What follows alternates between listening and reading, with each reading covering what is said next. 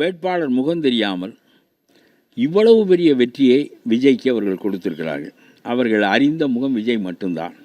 அவர் சொன்ன வாக்குறுதி, நான் நேர்மையாக ஆழ்வேன், நானும் லஞ்சம் வாங்க மாட்டேன், வாங்குகின்றவனையும் விட மாட்டேன் என்ற ஒரே ஒரு வாக்குறுதியை நம்பி அவர்கள் இவ்வளவு பெரிய புரட்சியை மக்கள் செய்திருக்கிறார்கள். அவர்களுக்கு இது திராவிடத்தை ஒழிக்க வேண்டும், மற்றவற்றை ஒழிக்க வேண்டும் என்பதெல்லாம் விட இந்த இயக்கங்களினுடைய ஊழலை ஒழிக்க வேண்டும். அந்த கொள்கைகளின் மீது உள்ள பகையினால் அல்ல, அந்த இயக்கங்கள் நடத்திய தவறான ஆட்சி முறைகள், ஊழல் ஆட்சி முறைகள்.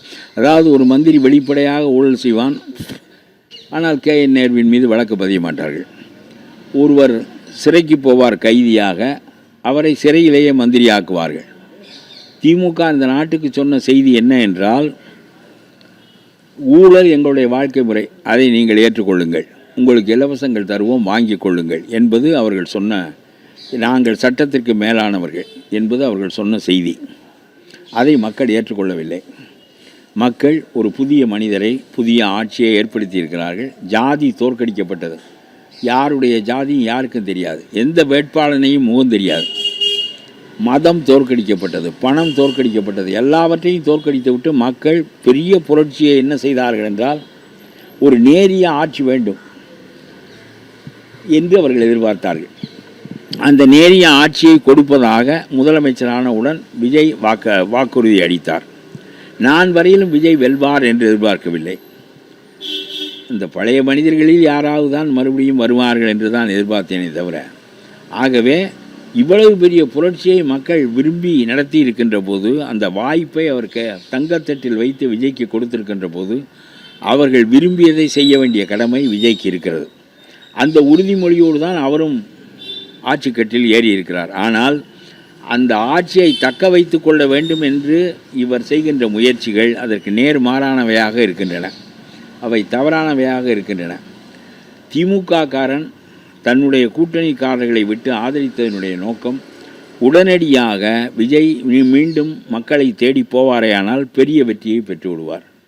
ஆகவே ஓராண்டு ஈராண்டு அவரை ஆள வைத்து தவறுகளை செய்ய வைத்து, அதற்கு பிறகு நம்முடைய கூட்டணியை உருவிக்கொண்டு அவரை மக்களை சந்திக்க வைத்தால் நாம் தேர்தலில் வரலாம் என்பது திமுகவினுடைய கணக்கு. அதற்காக அறிந்தே எந்த பதவியையும் பெற்றுக்கொள்ளாமல் அந்த 10 பேரும் அவர்கள் ஆதரவு கொடுத்திருக்கிறார்கள்.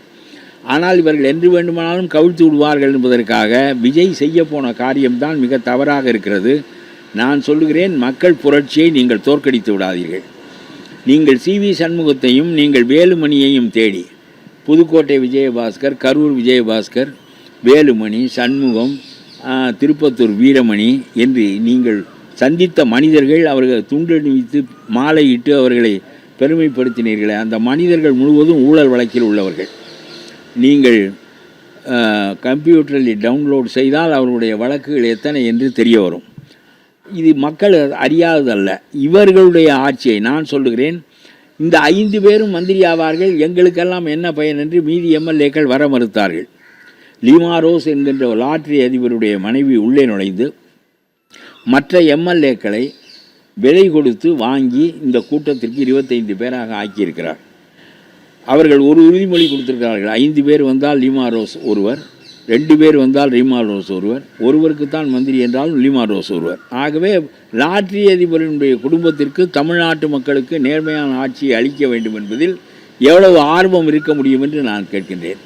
அவர்கள் புதுச்சேரியிலும் சரி, தமிழ்நாட்டிலும் சரி, அல்லது உங்களுடைய மந்திரி சபையிலும் சரி, அவர்கள் செலுத்துகின்ற ஆதிக்கம், தவறாக பரிசு சீட்டில் பணம் ஈட்டியவர்கள், முறைகேடாக வடகிழக்கு எல்லை மாநில படிக்காத மக்களை ஏமாற்றி பணம் சம்பாதித்தவர்கள் தமிழ்நாட்டு அரசியலில், புதுச்சேரி அரசியலில் அவர்கள் பெரிய அளவுக்கு ஆதிக்கம் செலுத்துகிறார்கள் என்பது தமிழ்நாட்டு அரசியலுக்கு நல்லதல்ல.